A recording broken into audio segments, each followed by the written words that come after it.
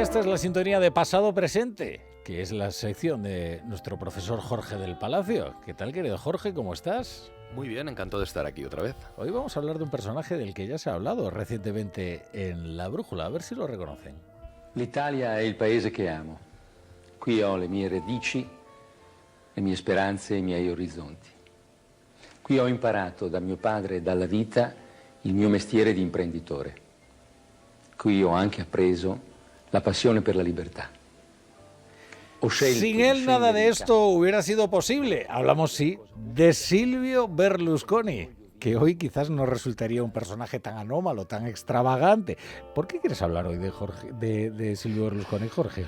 Pues porque tenemos una efeméride. Fue justamente un 26 de enero cuando Berlusconi anunció en televisión este discurso que hemos escuchado ahora, en el cual decidía dar un paso adelante, dejar su actividad empresarial y dedicarse a la política, con un partido fundado de cero que se llamaba Forza Italia. Forza Italia.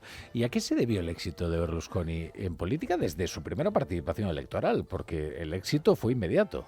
Sí, de hecho, yo creo que será de las pocas experiencias en Occidente de alguien que decide presentarse a unas elecciones 3 meses antes con un partido nuevo, sin haber sido político, y que las gana. Qué bárbaro. Pero claro, hay que entender también que para que Berlusconi tuviese éxito, Berlusconi no se puso a competir con todos los partidos tradicionales, sino que se había producido antes, en el 92-94, una hecatombe, ¿no? Es decir, que por cuestiones de corrupción los partidos tradicionales habían desaparecido, ¿no? Es como si aquí de pronto en 2 años se viesen involucrados los principales partidos y desapareciesen, ¿no? Y de pronto el centro derecha necesitaba a alguien que se echase la representación a la espalda. Es el escándalo de Tangentopoli. Efectivamente. Que no es que revolucionase la política italiana, es que produjo una implosión del sistema de partidos, ¿no? Absolutamente. Todos los partidos que habían gobernado Italia desde la posguerra desaparecieron. Y aún más, el único que no desapareció por la cuestión de la corrupción de Tangentopoli, que era el Partido Comunista, también desaparece por una cuestión exógena. Es decir, que desaparece la Unión Soviética y todos los partidos comunistas pues tienen que cambiar la razón de ser. No todos lo hicieron, eso es verdad. Pero es verdad que era un partido comunista bastante particular, ¿no? Aquel, Sí, el eurocomunismo. Efectivamente, sí. Bueno, ¿por qué decimos que Berlusconi fue uno de los grandes políticos populistas y uno de los pioneros de una forma de hacer política? Pues bueno, lo has dicho muy bien, con Berlusconi, y lo dijiste también en el programa con David, ¿no? Muchas cosas que entonces parecían extravagantes, pues Italia es una especie de laboratorio de cosas políticas que 10, 15 años después se normalizan, ¿no? Entonces, claro, Berlusconi, uno de los elementos fundamentales de su discurso fue que supo cabalgar, ¿no?, toda la, digamos, animadversión hacia la clase política profesional, ¿no? Todos los partidos desaparecen, hay hasta más de 2.000 imputados, políticos en la cárcel, políticos que se suicidan, hay un gran viento antipolítico y Berlusconi decide presentarse no como un político, sino como un hombre de a pie, un hombre que abre y levanta su persiana todas las mañanas, que va a renovar y regenerar moralmente la política, ¿no? Y él sabe cabalgar esa antipolítica y digamos que nos estaba presentando ante nuestras narices lo que era el populismo occidental en las democracias avanzadas. Uno di noi. Exacto. Bueno, ¿y cómo era capaz de reconciliar el discurso del populismo con una propuesta, claro, que se decía liberal y además con un evidente conflicto de intereses? Porque si algo ha caracterizado la vida política de Silvio Berlusconi es el conflicto de intereses, ¿no? Bueno, no podía no tenerlos porque su red empresarial, su holding empresarial Fininvest, tocaba casi todas las ramas de la actividad empresarial, ¿no? Pero digamos que sí, es verdad que liberalismo y populismo son difíciles de congeniar, porque en teoría el liberalismo pues tiene una sensibilidad hacia la limitación del poder y el populismo exige todo el poder para el pueblo.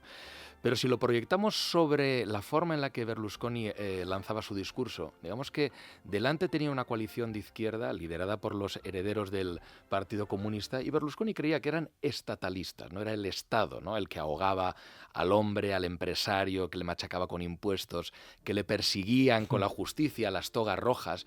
Y frente a ello, claro, el liberalismo significaba una propuesta de menos Estado, menos impuestos, ¿no?, más espacio para que respirase el hombre de a pie y la sociedad civil. Y es en ese sentido en el que el liberalismo de Berlusconi se debe entender. Claro, fíjate qué contradicción, ¿no? Claro. Menos Estado, bueno, claro, o un Estado distinto.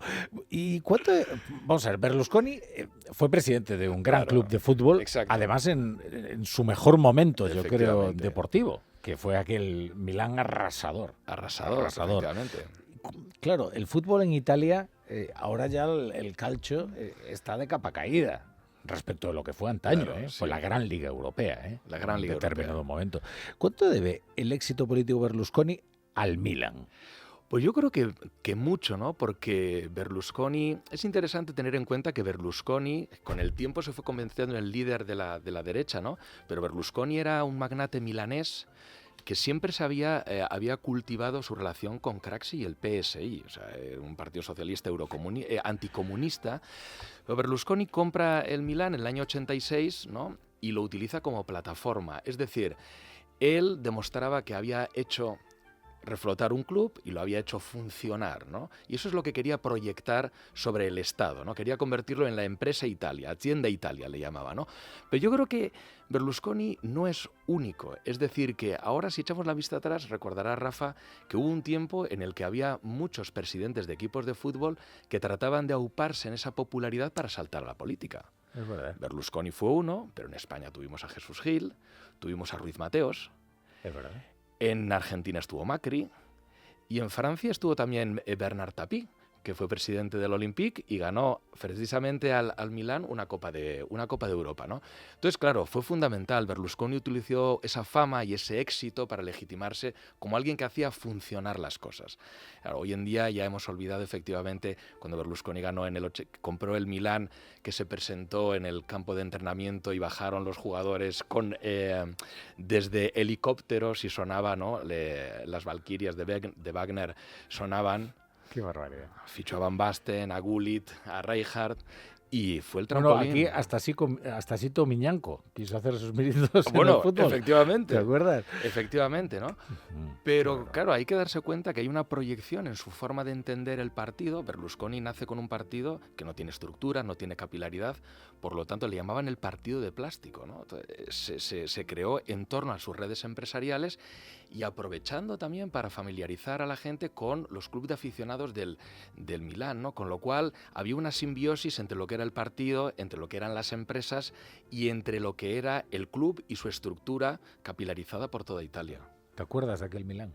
Sí, hombre, sí. Me acuerdo que en Atenas hizo un daño importante. Hombre, yo recuerdo a los jugadores del Madrid saliendo Bueno, aterrados del túnel de vestuarios efectivamente. porque se enfrentaban a aquel Milán decían de los holandeses, pero en realidad Sí. era el Milán de Baresi y de Maldini. Y de Sacchi, Y de efectivamente. bueno, Sacchi, que gran entrenador, ¿no? Pero, Sí. pero luego lo de los holandeses, que era escandaloso. Lo de Gullit, Rijkaard, Van Basten. Sí, ¿Y sí. qué portero? Pues mira, primero estuvo Gali y después Rossi, aunque no sé decirte cuándo fue el cambio de guardia en la portería. Yo creo que Rossi ya estaba en Atenas contra el Barcelona, pero aquí me estoy tirando a la piscina, ¿eh? Y cuando llegó Tafarel. Muy Tafarel, bien. luego llegó Tafarel, el brasileño, pero era ya en el de Boban, Savicevic, de Sailly, que entonces el damnificado fue el Barça, ¿te acuerdas? Duda. Duda. Se llamaba Duda, el portero. Sí, Ah, porque mira. Tafarel siempre fue un portero que jugó en equipos de segundo nivel en Italia. El Parma, cedido en el Reggio. Ah, joder, qué interesante. Deberíamos hablar más de fútbol, Jorge Sí, del Palacio. sí. Nosotros esto es para A boomer. saber lo que hemos dicho, Ahora- porque no teníamos delante el ChatGPT para preguntar. No, pero no, bueno, no, creo todo que esto va de cabeza, ¿eh? no hemos ido mal, no hemos ¿Verdad? ido Todo mal. Esto va de cabeza, pero yo no me olvido los 4 que le metieron al Barça en aquella final. Efectivamente. Un de Sí. Sailly imperial. Sí. Bueno, pues muchas gracias, Jorge. Luego Bueno, le fichamos encantado. a Panucci. Muy bien, sí, sí. Panucci venía del... Sí, Sí, del Milán, Estaba efectivamente. muy bien, Panucci. Bueno, pues muchas gracias. Nada. Jorge, ha sido muy interesante.